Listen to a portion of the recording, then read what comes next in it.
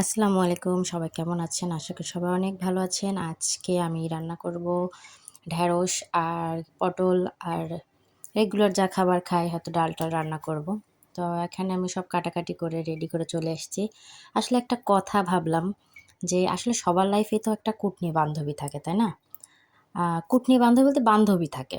যার কাছে আপনি মনের কথাও করবেন বা কারোর নামে কুটনামি করবেন, করতে পারেন। আমার লাইফে আমার স্বামী হচ্ছে সবচেয়ে বড় কুটনি বান্ধবী। আমি কি করি? সবার কুটনামি এসে আমার স্বামীর কাছে কই। আর আমার স্বামী কি করে? চুপ করে মন দিয়ে শোনে। শোনার পরে যেই যার নামে কুটনামিটা করি, তার সাথে যখনই পীড়িত লাগে আমার স্বামীর, তখন থেকে ওরা তার কাছে সব ঢেলে দেয়। কুটনি বান্ধবীর বৈশিষ্ট্য তো এটাই হয়। কি আর বলবো? যাই হোক, এটা হঠাৎ করে মনে পড়ে গেল। কেন জানি না। তাই আপনাদের সাথে বললাম। আর এই যে এখানে রান্না করছি আমি। বাচ্চা-কাচ্চা তো মানে প্রতিদিনের মতোই চিল্লাপাল্লা ওইদিকে করতেছে, আর আমি যে কীভাবে রান্না করি আমিই জানি।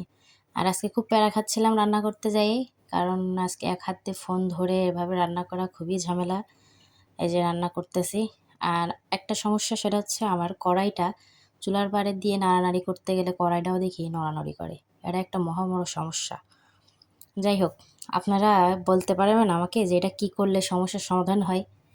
কড়াইটা যতই আমি ধরি বা কড়াই ভারী কোনো কিছু দিলেই নাড়ানাড়ি করতে গিয়ে কড়াই, হাঁড়ি, পাতিল সবই নড়ে। মানে সরে, সরে যায়। বুঝি না কেন? এই যে এখন এখানে এই যে আমার এই সমস্যাটা হয়। কড়াইর মধ্যে কোনো কিছু দিয়ে নাড়তে গেলেই এই যে শুরু হয়ে যায় নড়াচড়া। যাক, আমি এখানে তাড়াতাড়ি করে রান্নাবান্না সব কমপ্লিট করতেছি, কারণ আমার কুটনি বান্ধবীটা বাসায় চলে আসবে খাওয়া-দাওয়া করতে। কুটনি বান্ধবীটা বলতে আমার হাসব্যান্ড।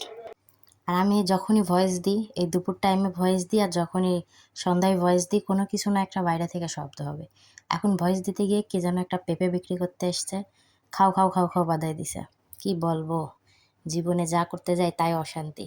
এই যে এখানে আমার কথা বলতে, বলতে পানি চুনি সব দিয়ে দিছি। আর এখানে এই যে ঢেঁড়স, আলু রান্না করছি। আলু সিদ্ধ হয়ে গেছে আর আলহামদুলিল্লাহ রান্না কমপ্লিট। আর ঢেঁড়স রান্না অল্প একটু পানি দিয়েছি, আর এই যে তেলটা বের হয়ে আসছে, তার মানে রান্নাটা আমার পুরোপুরি হয়ে গেছে। তো সবাই ভালো থাকবেন। আল্লাহ হাফেজ।